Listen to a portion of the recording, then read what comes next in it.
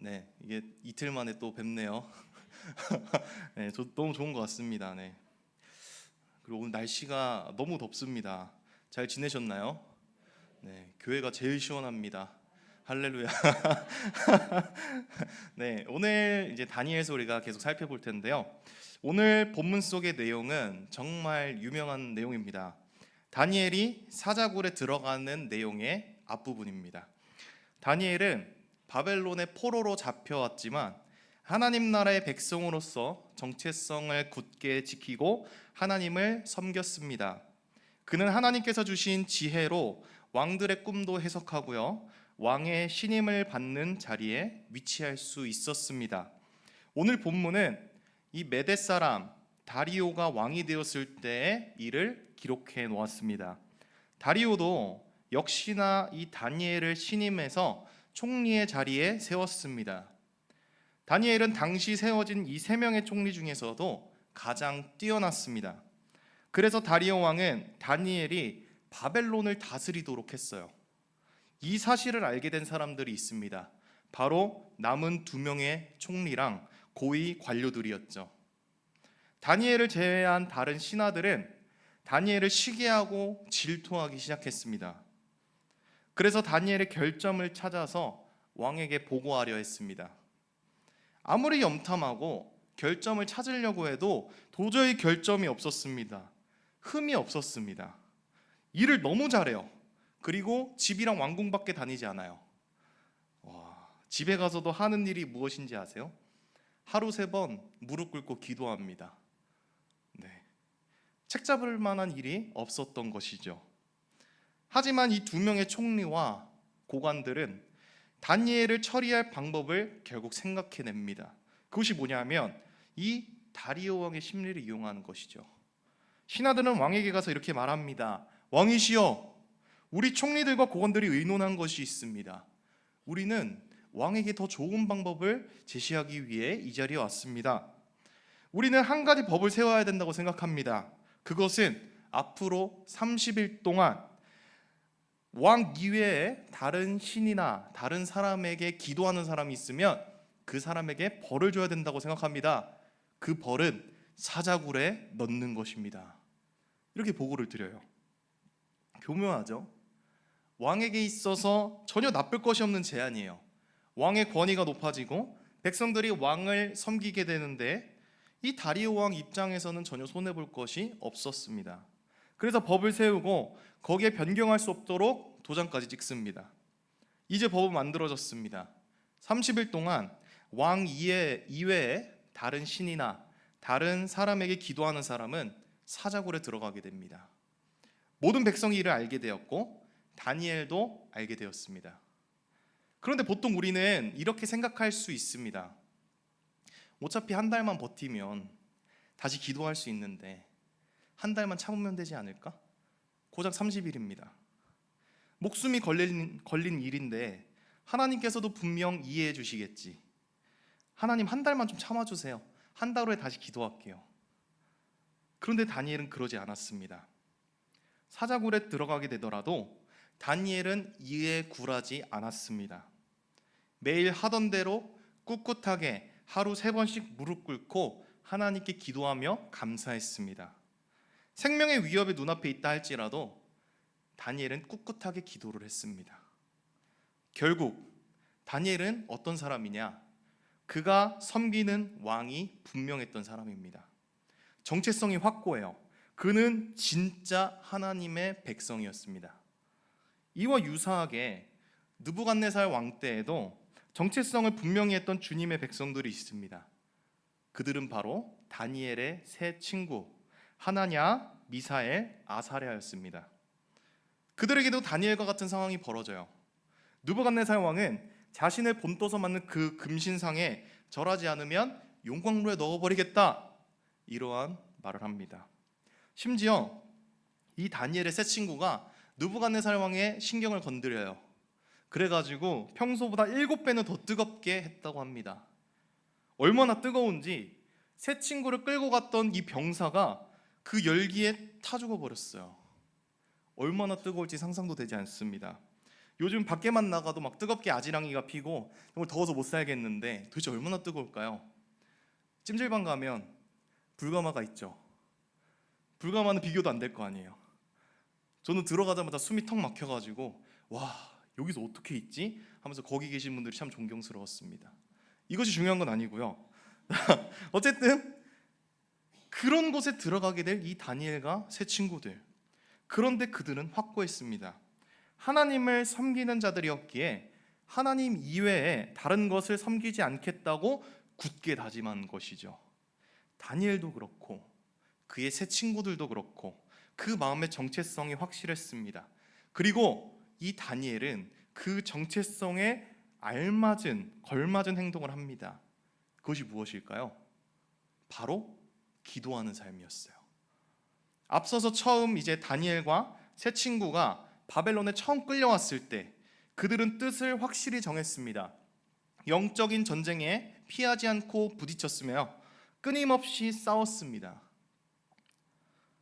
이렇게 다니엘이 영적 전쟁에서 계속해서 승리하고 싸울 수 있었던 그 비결이 바로 이 기도하는 삶이었습니다. 아까 우리가 10절 말씀을 읽어봤을 때 전에 하던 대로라고 하는 말이 있습니다. 이것은 뭐냐면 그의 삶의 한 부분이 바로 기도였다라는 거예요.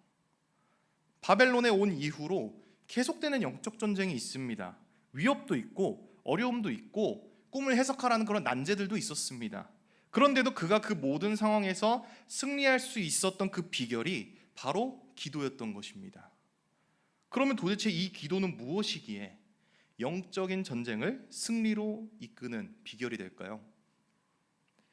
오늘 설교 조금 어렵습니다.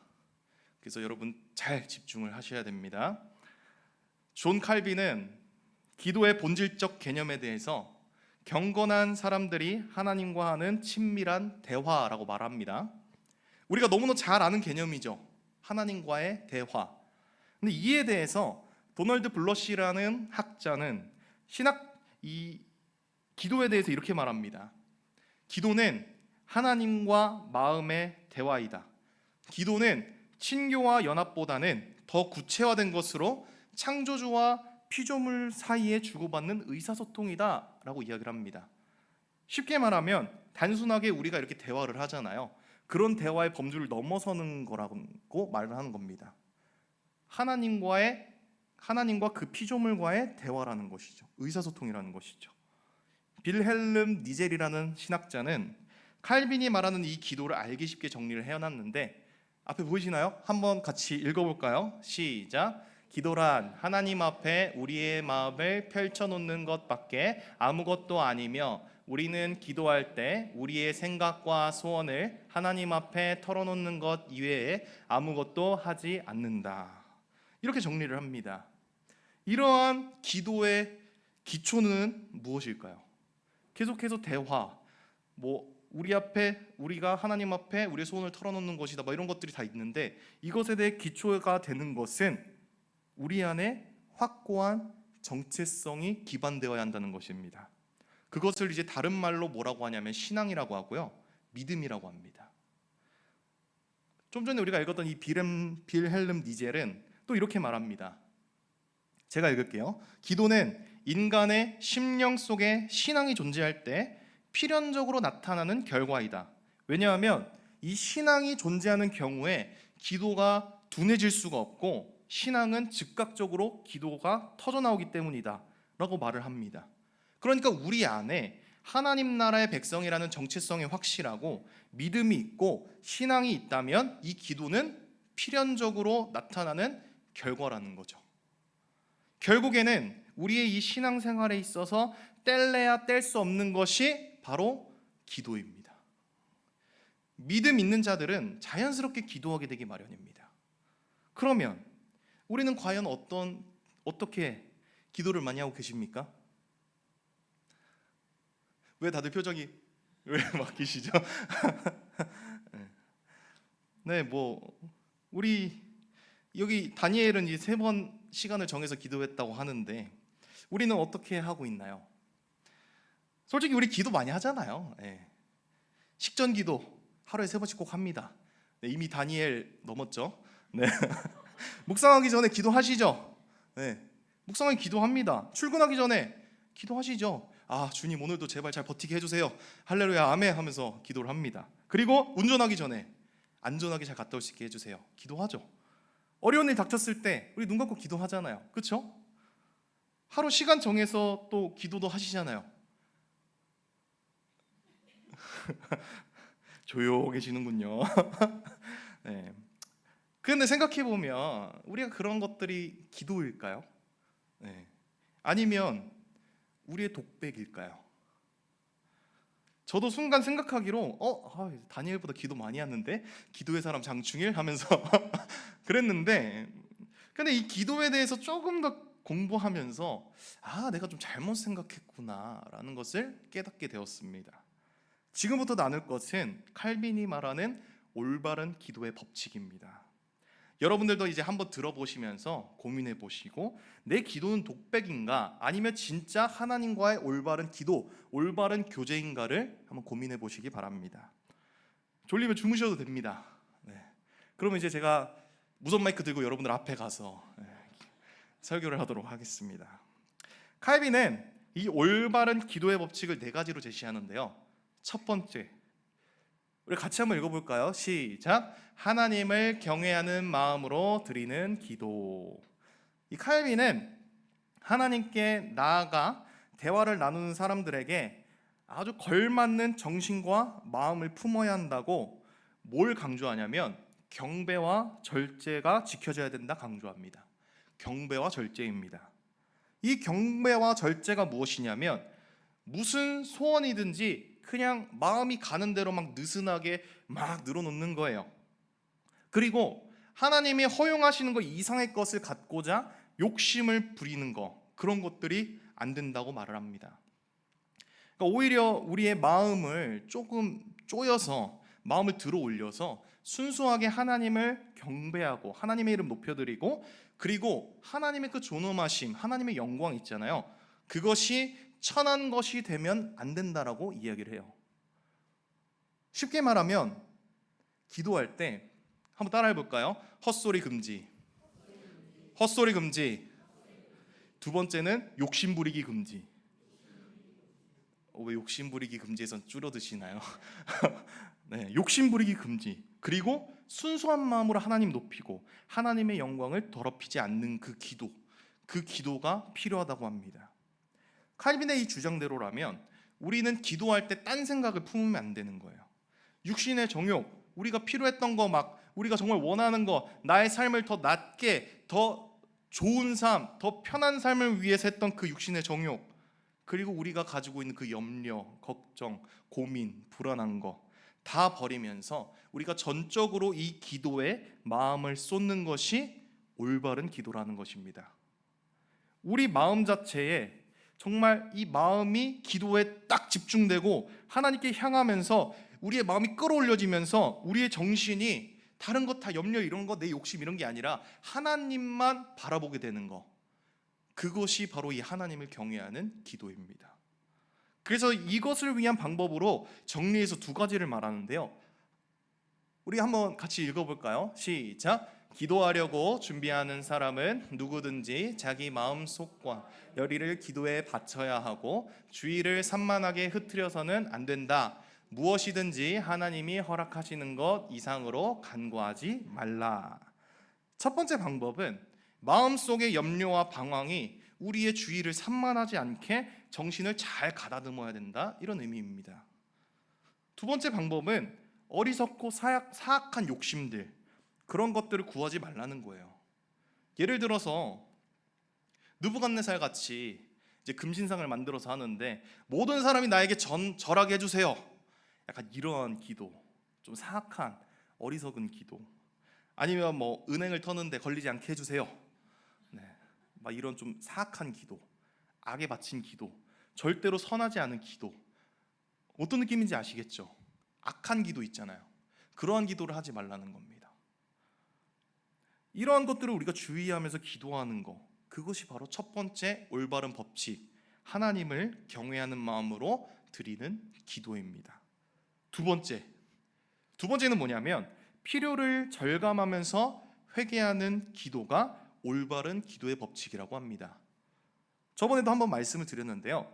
우리가 기도할 때 나 자신의 부족함을 의식하고 필요를 깨닫는, 정말 회개하는 심정으로 기도하는 걸 말합니다. 칼빈은 특별하게 두 가지를 주장하는데요. 한 가지는 뭐냐면 빈곤의식이에요. 빈곤의식. 두 번째는 뭐냐면 필요의식입니다. 필요의식. 이 빈곤의식에 대해서 조엘 비키라는 신학자는 거지의 모습을 유지하며 기도해야 된다라고 말을 합니다. 맞는 말이죠. 부족함이 없는데 뭘 구하겠어요? 보통 우리가 무언가를 요청할 때 나에게 부족함이 있기 때문에 요청을 하잖아요. 나에게 부족함이 있다는 의식, 그것이 바로 빈곤의식입니다. 또 하나는 필요의식이에요. 우리가 만약에 필요성을 느끼지 못한다면 우리의 기도는 어떤 모습일까요?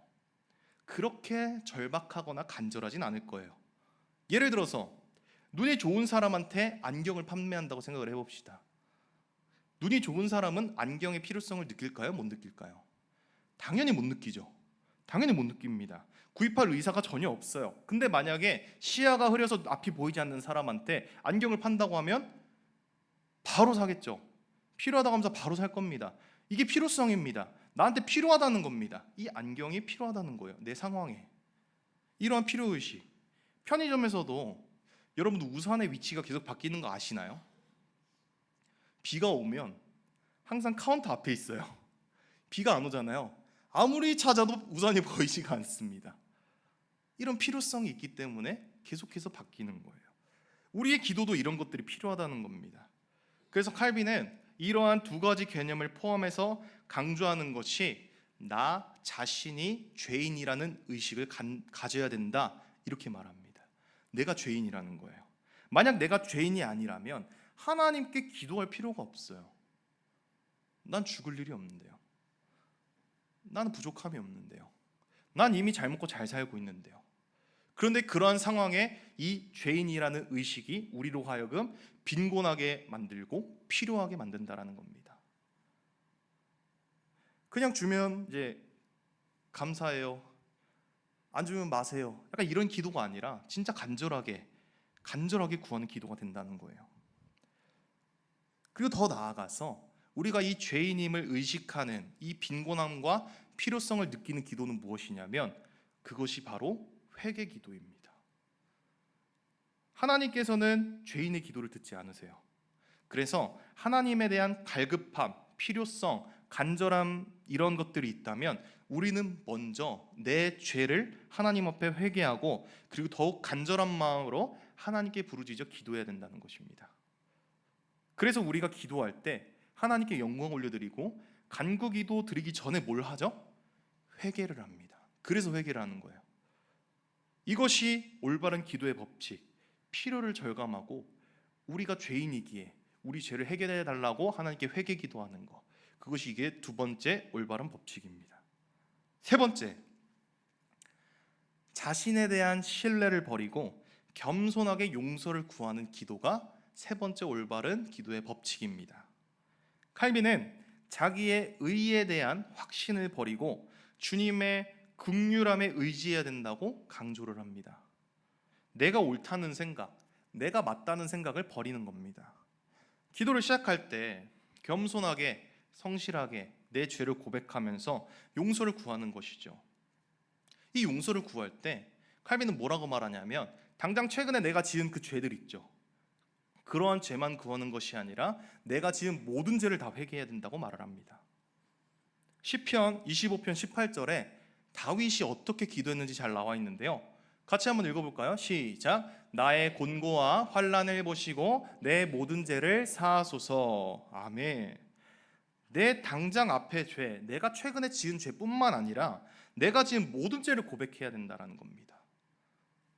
하나님께 기도하는 사람은 자신의 영광, 자신의 가치, 이런 거에 대해서 어떠한 생각도 버려야 돼요.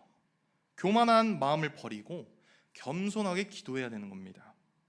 대표적으로 오늘 말씀 속에 나오는 다니엘도 참 겸손의 사람이었어요.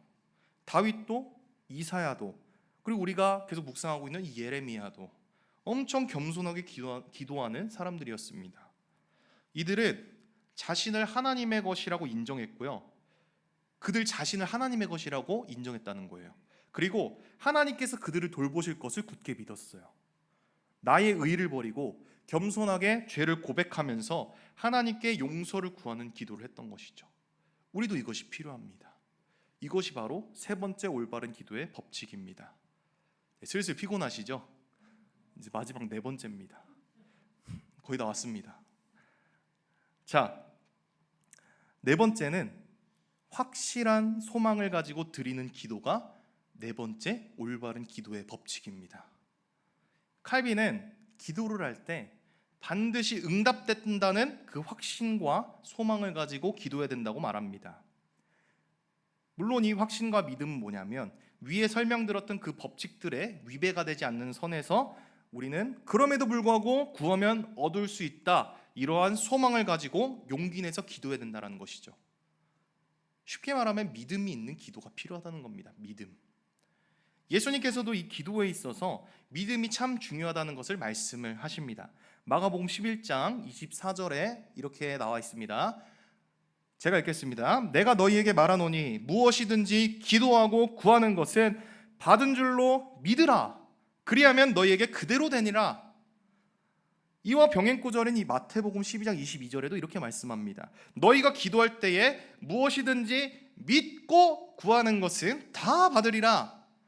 야고보서에도 이렇게 나와 있습니다. 야고보서 1장 5절에서 7절 말씀인데요. 이거 우리 같이 한번 읽어볼까요? 시작. 너희 중에 누구든지 지혜가 부족하거든 모든 사람에게 후히 주시고 꾸짖지 아니하시는 하나님께 구하라. 오직 믿음으로 구하고 조금도 의심하지 말라. 아멘. 야고보는 여기서 믿음이랑 뭘 연관시키냐면 의심하지 말라는 것을 연관시킵니다. 그러니까 믿음의 힘을 되게 강조를 하는 것이죠. 이러한 사실들로 봤을 때 우리의 기도가 의심이 많고 불확실한 믿음으로 기도한다면 어떻게 될까요? 당연히 응답을 받지 못하겠죠. 슬프게도 성경에서는 그러한 기도는 아무런 도움을 받을 수 없다라고 말을 합니다. 네, 저도 이러한 기도를 참 많이 했습니다. 이번에 여름 수련회 때 참 믿음 없는 사람이었습니다. 기도를 하는데 저는 한 8명 가면 많이 가겠다. 학생들 8명 가면 많이 가겠다. 그렇게 두고서 8명이라도 채워주세요 주님 하면서 약간 믿음 없는 기도를 했습니다. 근데 제 기도는 듣지 않으셨어요. 하나님께서는 우리 교사들의 기도를 들으셨습니다. 그래서 12명이 간 거예요. 12명이. 근데 교사들도 10명이 가서 중고등부 수련회 때 22명이 갔습니다. 저는 감히 상상도 하지 못할 숫자가 이번 여름 수련회 때 일어났습니다. 이런 걸 봤을 때 내가 진짜 믿음이 없는 사람이었구나, 이런 걸 좀 많이 깨닫게 됐어요. 그리고 이 설교를 준비하면서 믿음으로 구했어야 되는데 내 욕심이 아니라 정말 하나님 나라에 그 일꾼들을 세우기 위해서 더 열심히 기도를 했어야 되는데 그러지 못했구나 라는 반성과 회개가 됐습니다. 그리고 이러한 기도를 우리가 예를 들어서 한번 생각해 봤을 때 자녀가 무슨 문제가 생겼습니다. 그래서 부모님께 도움을 요청하는데 이렇게 말해요. 기대는 안 해요. 저는 아빠가 이걸 해결할 수 있을 거라 생각하지 않아요. 근데 한번 해보세요. 되는지. 이렇게 말했을 때 어떨까요? 바로 얼차로 들어가야죠. 혼나야죠. 그런데 만약에 자녀가 막 초롱초롱한 눈으로 아빠, 이거 아빠라면 꼭 해결할 수 있어요. 저도 굳게 믿어요. 이렇게 하면 얼마나 기쁘게 그 문제를 해결해 주겠습니까? 그렇죠? 저는 이것이 하나님께 기도하는 것을 전부 표현할 수는 없겠지만 이렇게 우리가 기도해야 된다라고 생각을 해요. 우리가 하나님 앞에 기도하는데 우리가 반드시 죄를 고백하고 자녀가 곤란한 문제를 가지고 부모님 앞에 털어놓듯이 진실하게 기도하는 것이 필요하다는 겁니다. 믿음을 가지고 하나님을 경외하면서 간절함으로 자신의 의를 다 내려놓고 회개하며 겸손하게 기도하는 것이 바로 우리에게 필요합니다. 바로 이것이 그저 독백으로 드리는 기도가 아니라 진짜 올바른 기도입니다. 여러분들의 기도는 독백인가요? 아니면 올바른 기도인가요? 그런 점에서 봤을 때 이 다니엘의 기도는 참 올바른 기도였습니다. 믿음이 있었고 하나님을 경외하고 겸손하게 자신의 일 다 내려놓고 매 순간 회개하면서 영적 전쟁을 이어가고 겸손하게 기도했습니다. 다니엘 9장을 보게 되면 다니엘이 어떤 기도를 했는지 잘 나와 있습니다. 나중에 귀가하셔서 과연 얼마나 다니엘이 올바른 기도를 했는지 한번 매치해 보는 것도 또 좋은 재미일 것 같습니다. 하나님께서는 다니엘이 이렇게 기도했을 때 어떻게 했냐면요, 다니엘을 모든 위험 가운데서 지키시고 그를 주님의 그 크신 계획 가운데 사용하여 주셨습니다. 당장 오늘 본문 6장에서 벌어지는 이제 사자굴에 들어갑니다. 근데 하나님께서는 그의 신실한 종 이 다니엘을 지키셨습니다. 그리고 더 나아가서 이방 왕 이 다리오 왕으로 하여금 하나님을 높이며 찬송하게 되는 결과로 이어집니다. 영적인 전쟁에서 참된 승리를 맛보게 해주신다는 것이죠. 여러분, 우리의 삶도 참 많은 유혹과 고통 그리고 위협들이 도사리고 있습니다. 그런 영적 전쟁의 순간 가운데 우리는 무엇을 해야 될까요? 우리는 다니엘과 같이 기도해야 됩니다. 우리의 주인 되신 하나님께 올바른 기도를 드려야 됩니다. 그럴 때 하나님께서는 우리를 지키시고 보호하시며 결국 우리를 통해 하나님의 영광을 드러내실 것입니다. 생각지도 못한 방법으로 우리를 사용하시고 그 계획 가운데 사용하실 것입니다. 영적 전쟁에서 승리하는 비결, 그것은 바로 기도입니다. 우리 찬양하시고 오늘 말씀을 붙들고 함께 기도하겠습니다.